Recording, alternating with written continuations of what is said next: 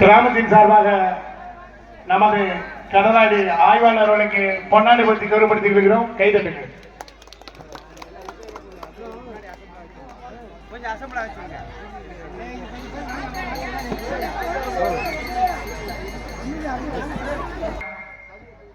நலன் கருதி கிராமத்தின் நலன் கருதி சிறிது உரையாற்றுவார். கொஞ்சம் எல்லாம் முன்னாடி வாங்க. லேடிஸ் எல்லாம் இதுக்கு முன்னாடி நீலகிரி சீக்கிரம் வேலை பார்த்தேன். இப்போ சுச்சுவேஷனில் மக்களை சந்தித்து அவங்களுக்கு இப்போ இருக்கிற சுச்சுவேஷனே நாட்டினுடைய நடைமுறை அறிவுரைகளை விட அதாங்க அறிவுரைனாலே யாருக்குமே பிடிக்காது. அப்படிதானே? அறிவுரைனா யாருக்காவது பிடிக்குமா? அறிவுரைனா யாருக்கும் பிடிக்காது. பட் அவேர்னஸ் வந்து நிறையா முக்கியம். பொதுவாக கிராமங்களில் இப்போ இருக்கிற சுச்சுவேஷனில் கிராமங்களில் வீடுகளே பார்க்கும்போது தனித்தனியாக எல்லாமே இருக்கும். ஸோ இந்த மாதிரி இதெல்லாம் திருட்டு சம்பவங்களோ இல்லை பெரிய பெரிய குற்ற சம்பவங்களோ நடக்காமல் தடுக்கணும்னா சிசிடிவி போடணும். இப்போ இங்கே ஒரு 2 இது போட்டிருக்கீங்க. இந்த பக்கத்து கொட்டாயிரி இந்த 2 4 கேமரா போட்டிருக்கீங்க. இந்த இதுலேயே இந்த எக்ஸ்ட்ரா கேமரா நான் ரோடெல்லாம் கவர் பண்ணுற மாதிரி இந்த மெயின் ரோடு கவர் பண்ணுற மாதிரி போட சொல்லியிருக்கேன். இந்த விழாக்குழு எக்ஸ்ட்ரா கேமரா போடுறதுக்கு ஒரு ரோடு எடுத்து மாதிரி கேட்குறேன்.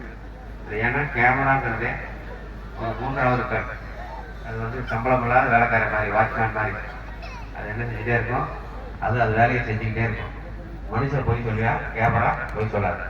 எது நடந்ததோ அதை அப்படியே ரெக்கார்ட் பண்ணி காமிச்சிடும்.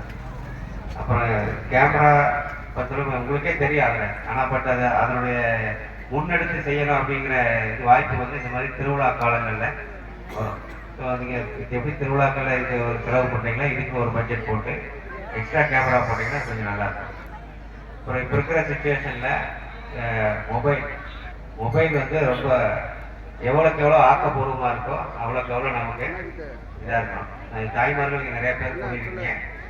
நீங்களும் சரி, உங்களுடைய பெண் பிள்ளைகளும் சரி, அது அவங்க எவ்வளோ கேமராவை எப்படி மொபைலை எப்படி யூஸ் பண்ணுறாங்கிறத கொஞ்சம் மானிட்டர் பண்ணுங்க. நிறைய கேசஸ் எல்லாம் வருது. பார்க்கும்போது அந்த மொபைலில் தேவையில்லாத இதாகி அதில் ஒரு அடிக்ஷன் ஆகி தேவையில்லாத பழக்க வழக்கங்கள் ஏற்பட்டு அதனால நிறைய இது உங்களுக்கு தெரிஞ்சது நிறைய படிச்சிருப்பீங்க, நிறைய இது பண்ணியிருப்பீங்க.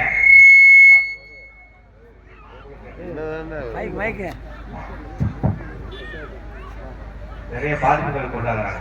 ரீசெண்டாக இப்போ ஒரு 10 நாளைக்கு முன்னாடியே கேஸ்லாம் பார்க்கும்போது சரியான திருட்டு பையன். அதை கூட இப்போ பழக்கமாகி பிள்ளைங்க போயிடுச்சு. பேரண்ட்ஸ் ரொம்ப வருத்தப்படுறாங்க. சும்மா விட்டு வாழ வைக்கிறத விட நம்ம மானிட்டர் பண்ணிக்கிட்டோம்னா ரொம்ப நல்லது. குழந்தை எதெல்லாம் யூஸ் பண்ணணும், இதெல்லாம் யூஸ் பண்ணக்கூடாது மொபைலில் அப்படிங்கிறத பெண் பிள்ளைகளை வச்சுருக்கவங்க அதே மாதிரி ரொம்ப கவனமாக இருக்கும்.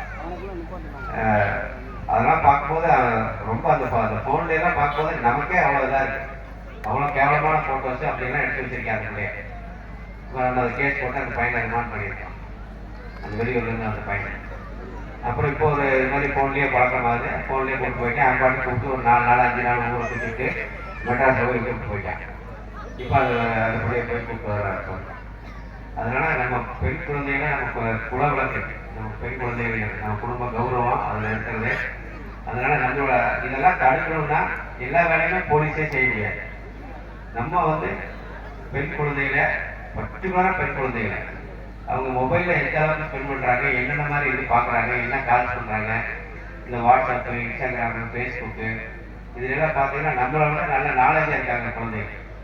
பட் அதில் வழி தவறி போகாத அளவுக்கு உங்களுடைய குழந்தைகளை தயவுசெய்து நீங்கள் வாட்ச் பண்ணிக்கங்க. நீங்கள் வாட்ச் பண்ணிங்கன்னா தான் நீங்களும் உங்கள் குடும்ப கௌரவமும் பாதுகாக்கப்படும். அதை இந்த ஒரு அவேர்னஸாக இந்த டைமில் நான் சொல்லணும்னு நினைச்சேன். இது உங்களுக்கு திருவிழாக்கள் எல்லாம் நான் நல்லா நிறைவேற்ற இறைவனை பார்த்து நன்றி.